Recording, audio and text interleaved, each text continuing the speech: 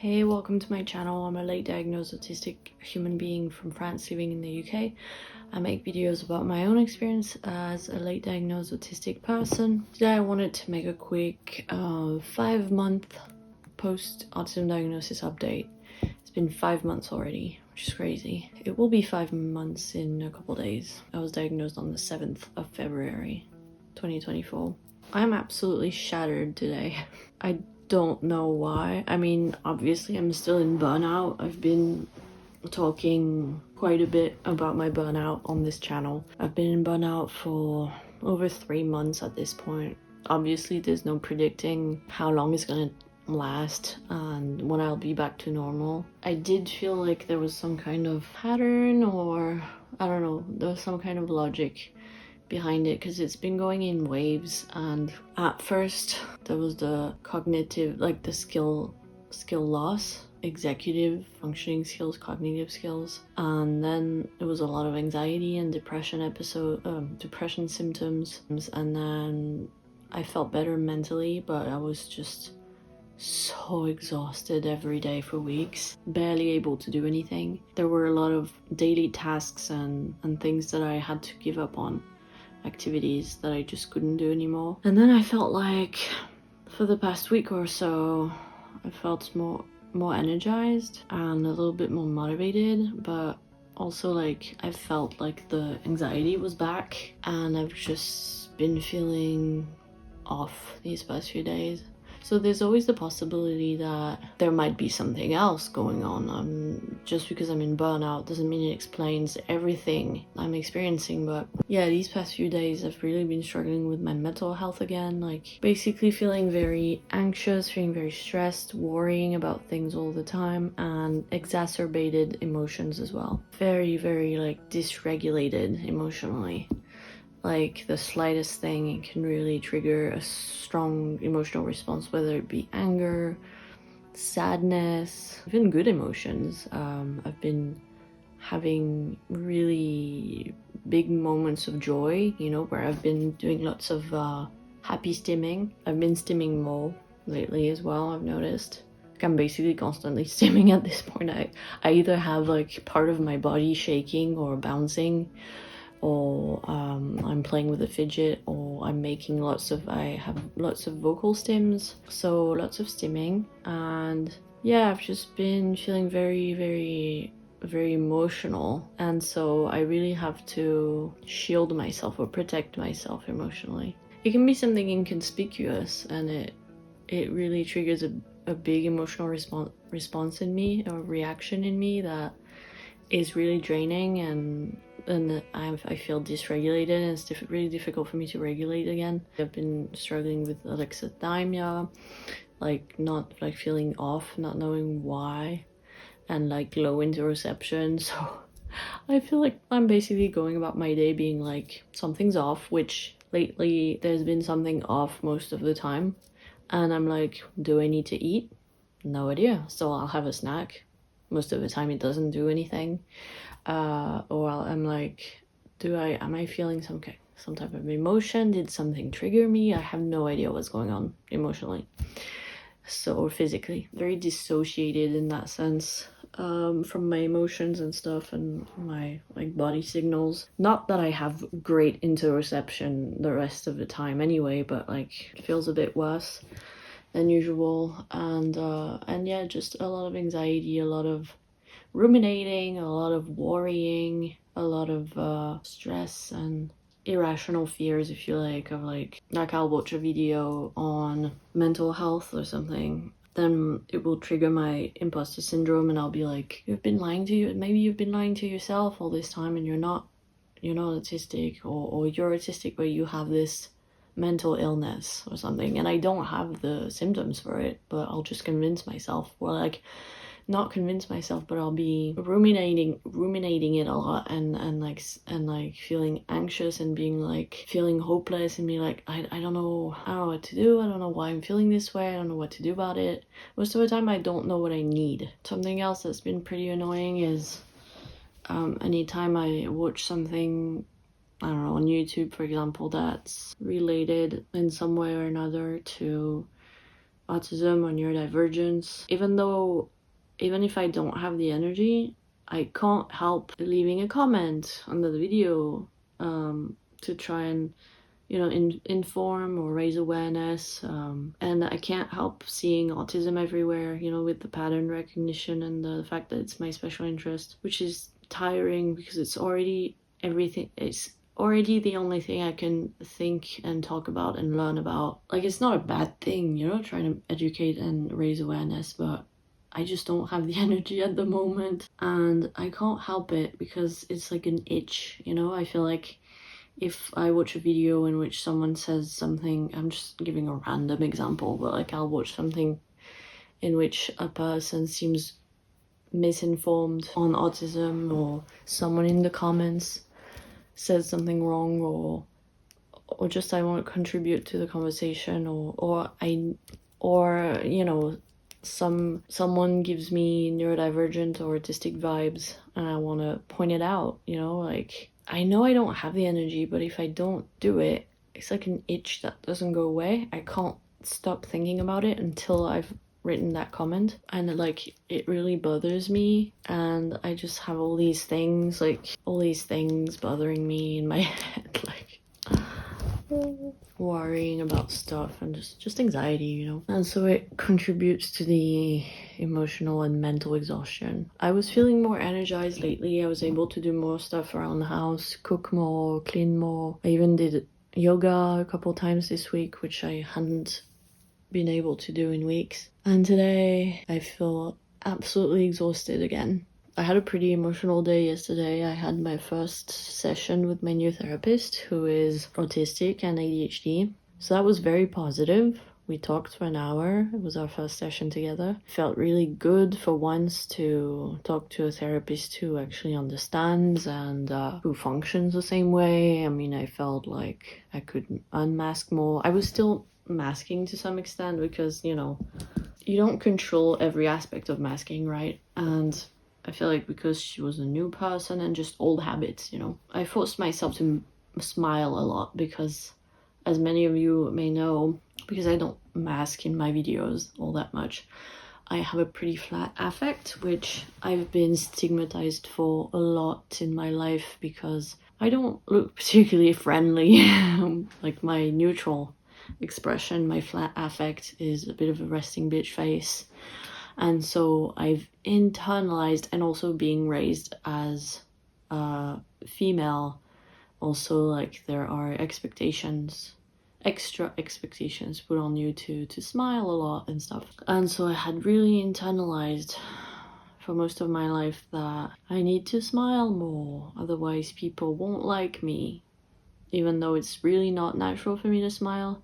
To the point where sometimes, like, if I smile too much, my cheeks will start to shake from the effort of smiling, because it's just so unnatural for my facial features and my facial muscles and stuff. And at one point in my life, I was like actively training myself to smile more, just so that my facial muscles would become stronger and I wouldn't have the trembling cheeks, which is just another way of masking, really. But so I forced myself to smile a lot in the video, and I was like consciously doing it. I was conscious on it. I was conscious of it while I was doing it. I was like almost like telling myself to stop forcing myself so much, but I couldn't. It's almost like once you start, it's hard to like let go of it, because you're like, you don't want your expression to change suddenly and for the other person to be kind of taken aback. So I was like, okay, now that you've started to smile so much, you just gotta keep going. So, but apart from that, I feel like I was pretty natural. I didn't, I let my eyes go wherever they wanted to go while I was talking, and I had my fidgets, and she had a fidget toy as well, which made me feel comfortable. We did a bit of small talk at the beginning, which made me really uncomfortable. Also, like the whole, I really struggle with greetings. I made a short recently about how I struggle with greetings, so like saying hi and goodbye and thank you, stuff like that. It's just something I've always struggled with, and of course people used to think it was me being rude, obviously. And I even thought, I even came to a point where I convinced myself that I was rude, but really it's just I don't know how to describe it, but it's almost like I wasn't wired to greet people. It sounds really weird, but like it's just so unnatural to me. The mere fact of saying it doesn't feel like, I don't feel like I'm being myself. So if I was really unmasking, really being myself, I wouldn't greet people.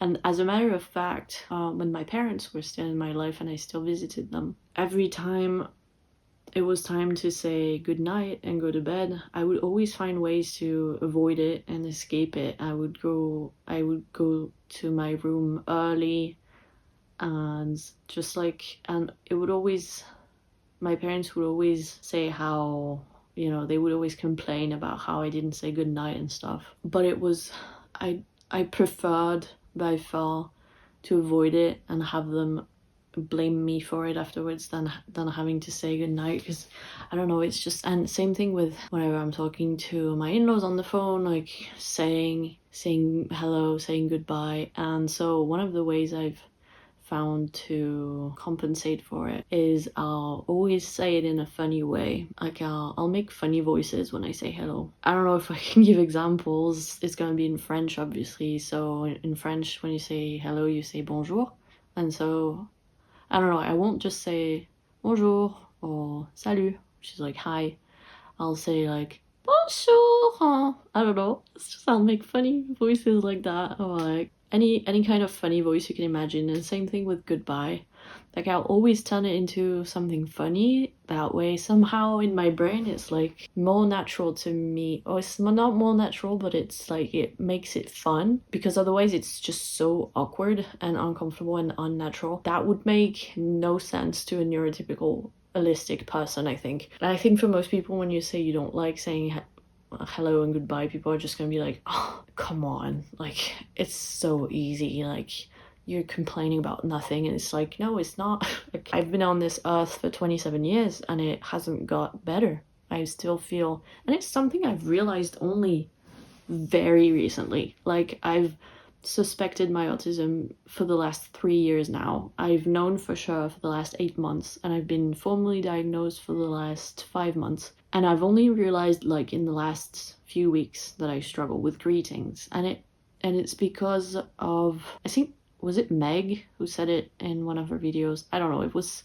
a content creator that I follow on YouTube who said something like that. And I was like, it clicked in my head. I was like, oh my God, this explains so much. And it's the kind of thing that I never would have thought of mentioning in my assessment, for example. You know, it's the kind of unmasking that takes time to realize certain things. So yeah, I struggle with greetings, I struggle with small talk, and I feel like, I don't know if it's because I haven't been very social in the last few months and I kind of wasn't used to it anymore, just the fact that I've been unmasking, and so I struggle more with masking, because as some people say, when they start to unmask, especially when they become aware of their mask, it becomes more difficult for them to then put the mask back on. And I'm not gonna sit here and pretend like I've ever been very good at masking. I'm very high masking, but I'm not good at it. People could always tell that I was very different. I'm not one of those autistic, like diagnosed autistic people who are like, hey, I'm autistic, and people are like, you don't look autistic. No, I know I look autistic. And I'm not saying it's either a good or a bad thing, it's just a fact of life, but at least I'm fortunate in the sense that I won't have plenty of people telling me that I don't look autistic. But it's a double-edged sword, right? Because on the other hand, it's debilitating because I don't have the option of just putting on a mask and blending in and looking neurotypical like some autistic people can. So I don't know, I was never able to, my mask never allowed me to master small talk or greetings or anything like that, so terrible at it. And I must have looked so awkward yesterday during the session. And afterwards, I felt a lot of mixed emotions. I think maybe that's why like I feel tired today, because there were a lot of emotions yesterday. First of all, a lot of relief and joy that I get to see a therapist who gets it, who I can be more myself around, who understands when I talk about my autistic struggles. But then I had this weird feeling, which I often get after talking with a therapist, and I didn't know what it was until now. And now I know it's that feeling of like, you know, when you meet someone and you overshare. You know, we all have that. A lot of autistic and ADHD people have that problem of oversharing. And therapy is basically oversharing, but like it's appropriate to do so because that's the whole point. But because I guess I have some trauma around oversharing, yesterday my brain was like, I don't know, feeling embarrassment after the session, even though it went really well and she was super nice and I didn't say anything inappropriate or anything like that, but just we talked so much in an hour. Like I feel like I basically summarized my whole life in an hour. I talked and talked and talked. And so afterwards I had this crushing feeling of embarrassment of being like, oh my god, I said too much. And I was like, hey, that's the whole point, but I can't, you know, I can't get rid of that feeling of embarrassment. And afterwards I wrote her an email. I was like, for some reason, even though I know she's also autistic and she gets it, I felt the need to say like, hey, as you might have noticed, I'm not great at doing greetings and small talk and stuff. And also I'm not great at expressing my feelings also, because that was something else I struggled with at the end of the session. I wanted to express my gratitude to her.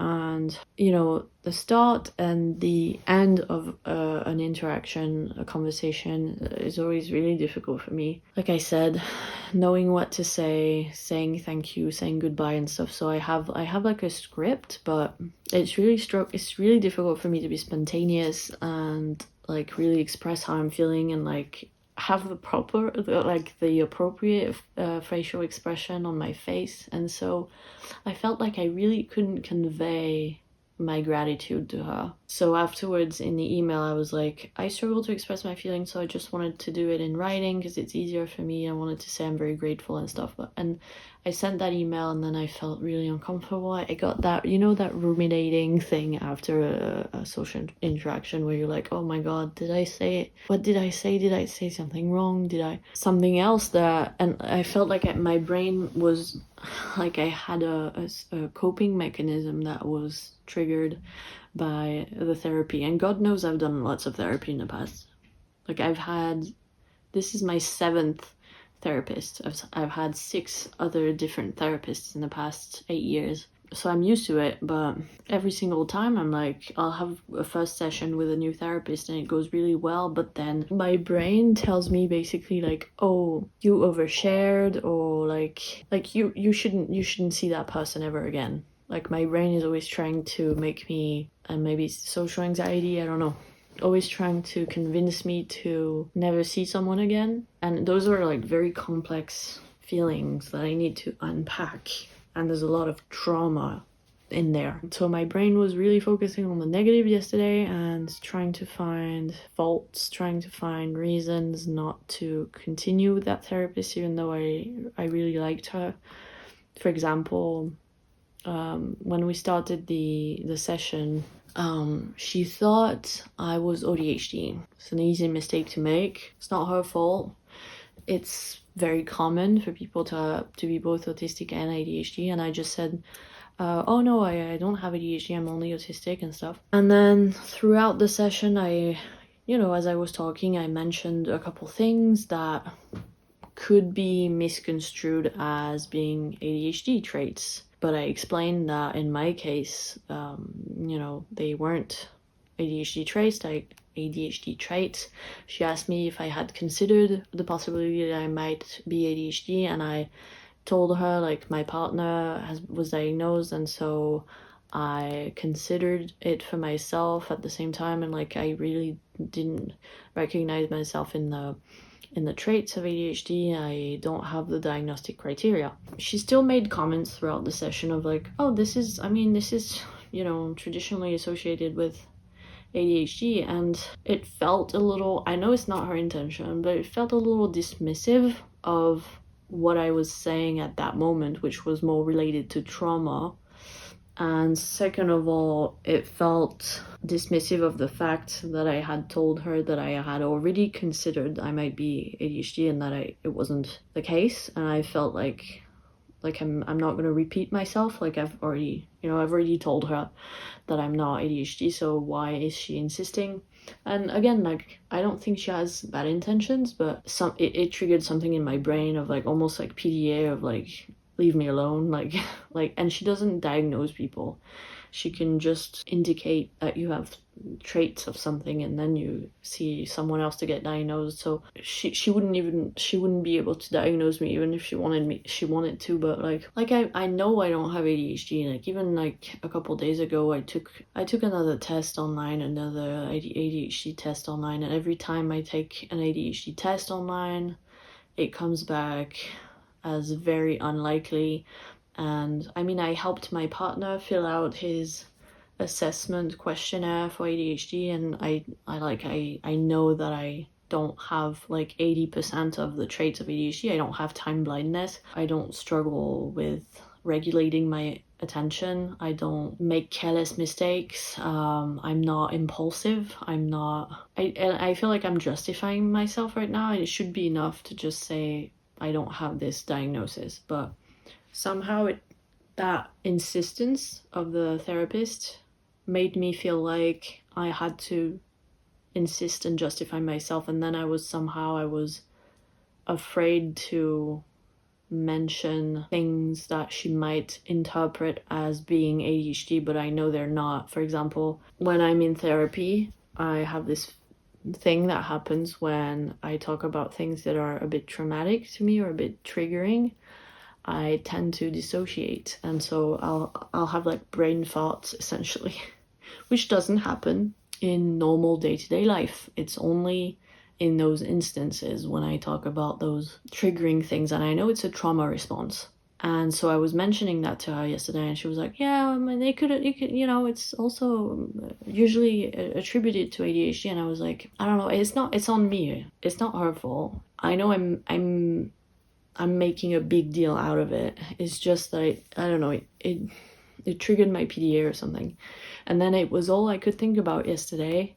I felt this, it's probably related to trauma as well, but I felt this need to like justify myself and be like, like defensive and be like, not that I have anything against ADHD people. I mean, my partner is ADHD. It's just that I know I don't have ADHD. I would be reacting the same way if I was seeing a therapist who invalidated my autism diagnosis and kept saying like, I know you're diagnosed, but I don't think you're autistic. It would feel the same way.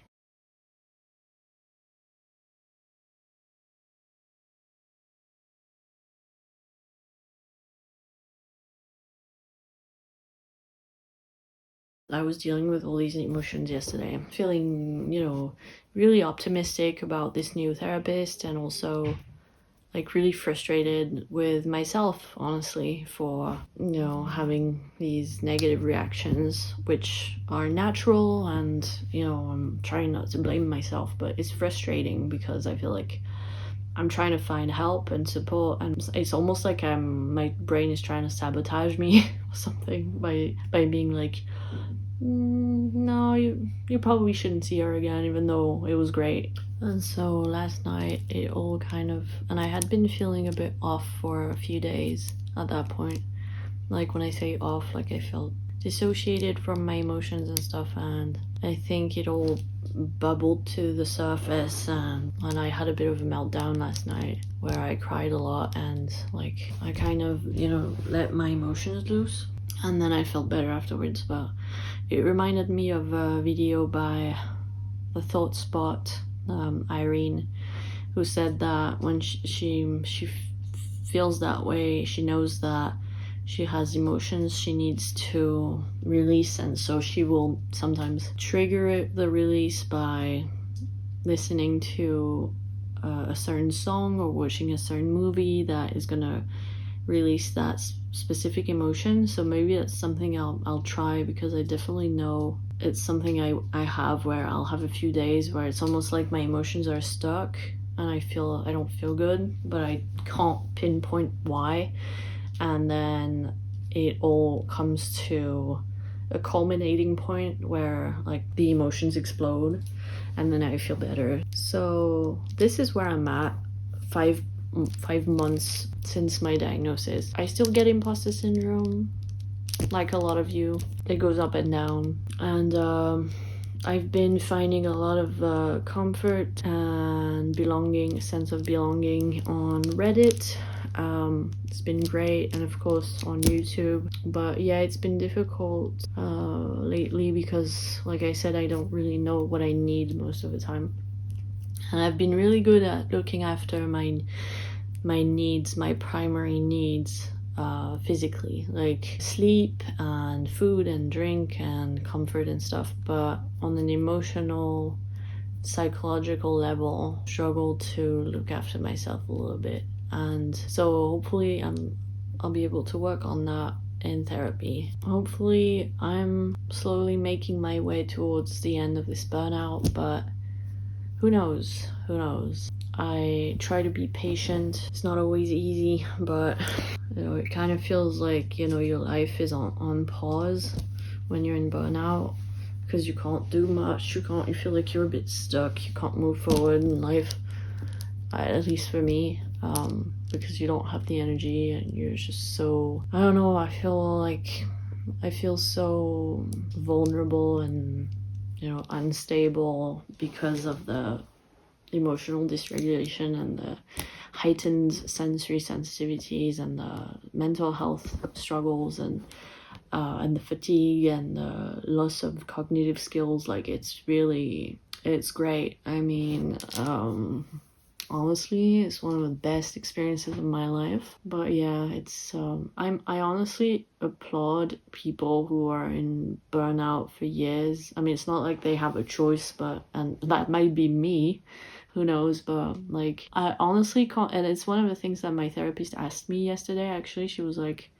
how would you feel about, because I said, like, you never know how long a burnout can last. It could last years. And she was like, how would you feel about being in burnout for years? And I was like, oh, I wouldn't like it, because, like, I've been feeling stuck in my life for so long. I'm just, anxious to move forward, and I would hate to feel stuck for another few years, So I need to make peace with that, because you never know how long burnout can last, and it will take as long as it needs to take. So I was just editing this video. I have some more things to add, since this is a 5-month post-diagnosis update. There are things I've just been thinking about, realizing since I filmed this video, so I thought I'd quickly film a little snippet that I will add at the end. First of all, can you talk about the fact that I have clean hair? I don't know, it doesn't happen often in my videos. I washed my hair yesterday. Woohoo! When I am able to do that, it's such an accomplishment for me, you don't even know. I wanted to say a couple things. The first one is related to my first therapy session. So I was talking about how after my first therapy session, I felt like my brain was almost like sabotaging me and convincing me to never do another session with my therapist. And I felt that embarrassment of having overshared and stuff. I was really focusing on the negative. I don't know, while I was editing the video, I thought, maybe it just has to do with masking as a survival mechanism, if you will, a trauma response, which I think, autistic masking is basically. It's our brain putting up this facade, telling us to behave in certain ways to avoid getting hurt, because we have trauma from all the times when we felt different, we felt ostracized, or we were actually like explicitly bullied or rejected or whatever. That's what autistic masking is your brain is trying to protect you from getting hurt further by making you behave in a way that helps you fit in more with society, people. And so I've been very much looking at masking as like a survival mechanism, a trauma response. I think maybe what happened after that session, that I often feel like that need to like never see that person ever again, maybe has something to do with masking, because, and it's not very clear, like I'm trying to put it into words as I'm talking to the camera right now, so I don't, it's not 100% clear in my head, but I'm trying to figure it out. Like maybe I felt like I showed too much of myself, I was too much myself, I was too unmasked, and I shared too much like sensitive information about myself, and so my brain feels unsafe, feels like I'm unsafe. It is telling me I'm unsafe with this person because she knows too much, and she knows like I've shown my true unmasked self, and now I'm at risk of being hurt, being rejected, blah blah blah. Maybe there's some influence from my childhood trauma as well. I don't know, because I definitely know that I learned pretty quickly that I couldn't really be myself or really express my feelings and be vulnerable within my own family, like with my own parents, because then they would use it against me later on. So there's maybe some of that as well. So yeah, I'm not sure what it is, but I feel like it was definitely a trauma response, a survival mechanism that was triggered in my brain. That was like, oh, you're not safe with this person anymore because you showed too much of yourself and you were too vulnerable, you know? I thought that there might be worth mentioning. Maybe some of you can relate. I don't know. Still trying to figure it out.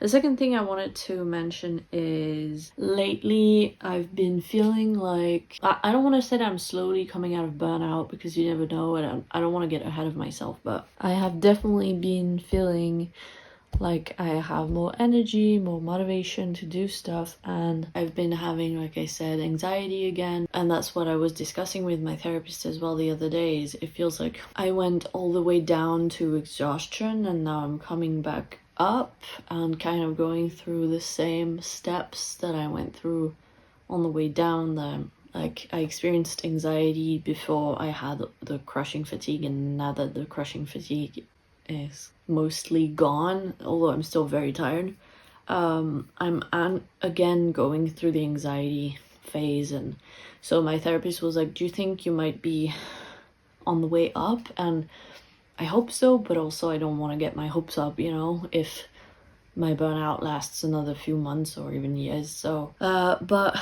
what I have been experiencing, which has been pretty uncomfortable, I've been feeling kind of stuck in my routine. My routine has been very helpful these past few months, while, you know, battling burnout. I was doing very few things. I had a very like limited range of activities that I was doing, and I was barely leaving the house, and I was putting as little pressure on myself as possible, as little responsibility and stuff like that, and really trying to rest both physically and mentally, and it really helped. But now I feel like I have a bit more energy, and I feel understimulated by my current routine, my current daily life. Like I said, I spend a lot of time on Reddit, autistic subreddits, and there were a lot of people saying how to them it's like a sign that they're coming out of burnout, which is also why I've been thinking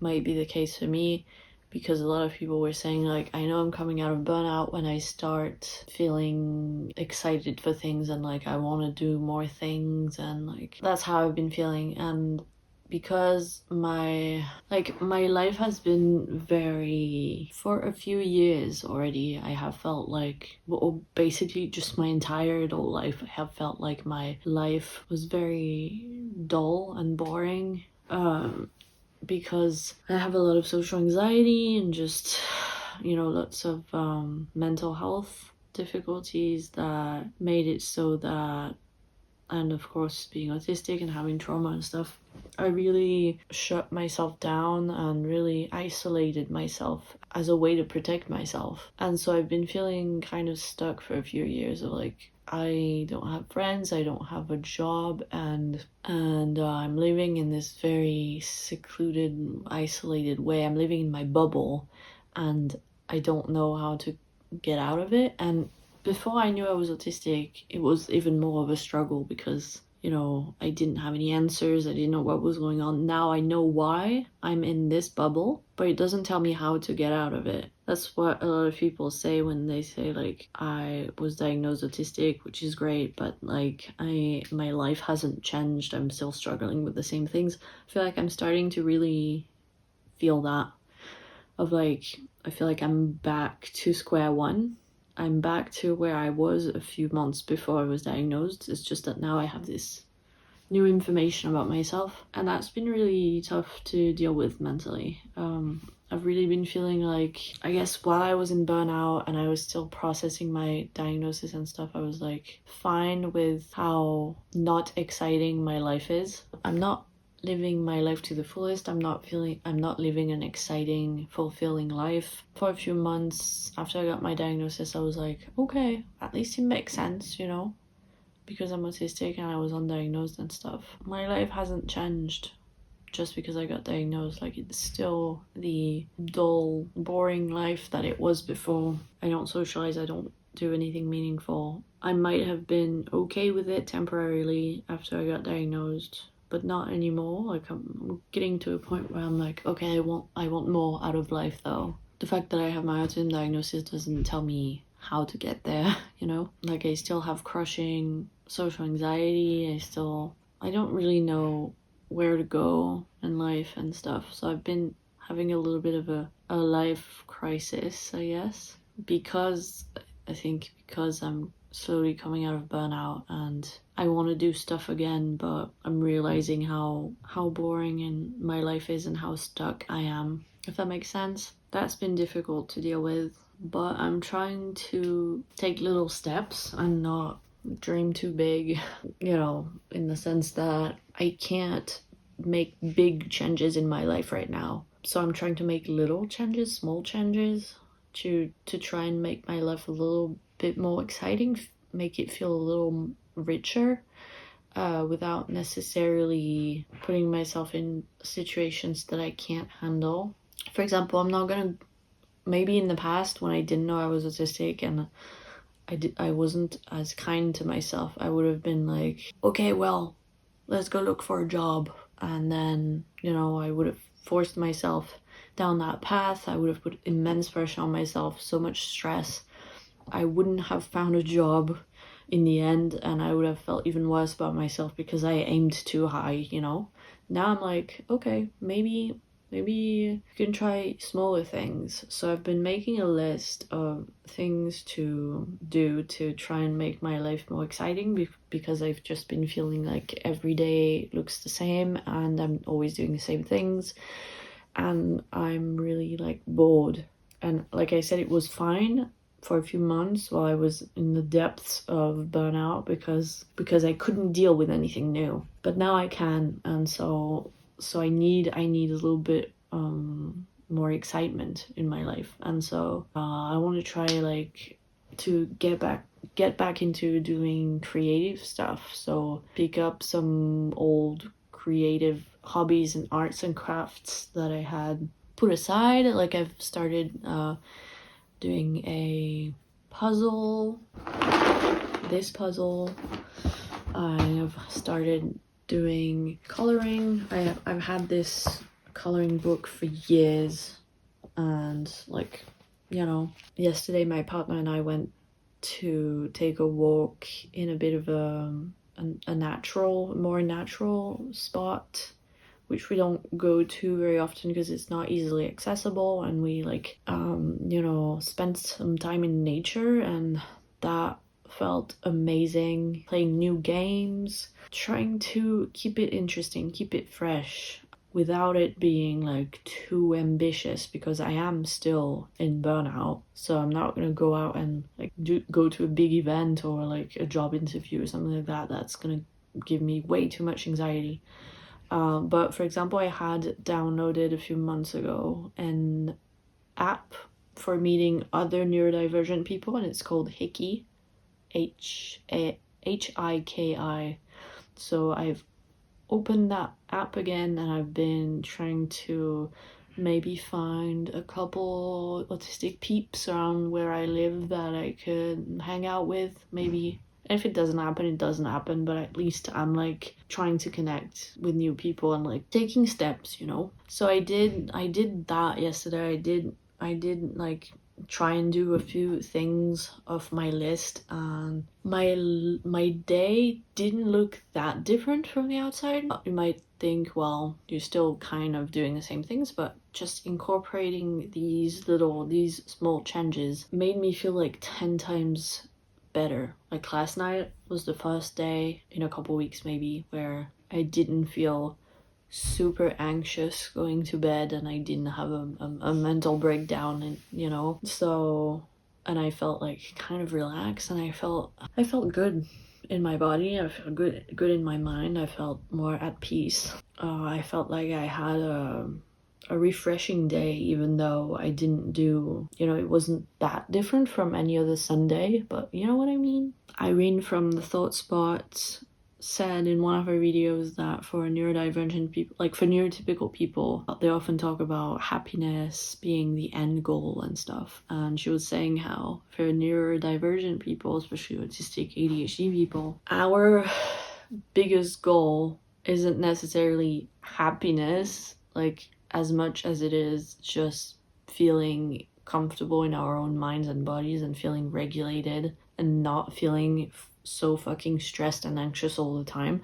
And that, you know, where a neurotypical might be looking for a happiness, we might just be looking for just days where we are not as dysregulated and stressed and just feel at peace with ourselves. And that's our equivalent of happiness, kind of. I'm not, you know, she said it better than me, but it really stuck with me because I was like, that's so true. Like, it's so rare for us to really feel at peace with ourselves and like comfortable in our own bodies and minds, and like not super stressed or worrying about stuff, or you know. And that's how I felt last night. I felt good, and I hadn't felt good in a good while, so I was like, I must have done something right today.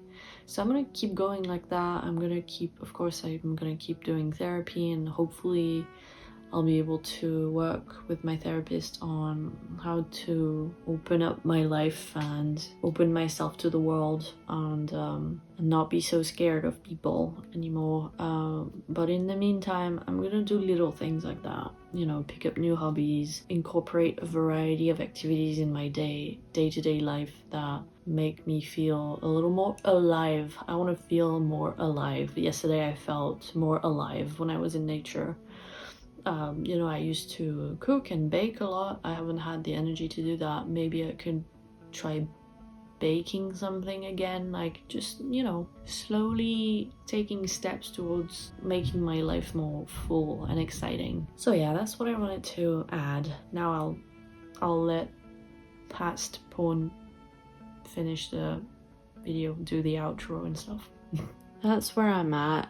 I'm still very proud of being autistic, and still very grateful every day for having my diagnosis, and I still, like, it's become my purpose in life to try and educate the world and raise awareness and help other people get diagnosed, hopefully make the world a better place for future generations of autistic people, so that we, you know, the general public and health professionals, school staff are more educated and informed on the subject, and kids can get identified earlier in life, and there's not so much stigma, and people get the support they need. Like, that is my purpose in life. It's become my purpose in life for the past 8 months, and this is one of the reasons why I created this channel. So I feel blessed that I was able to discover who I am and realize that there's nothing wrong with me. And it's like every day I thank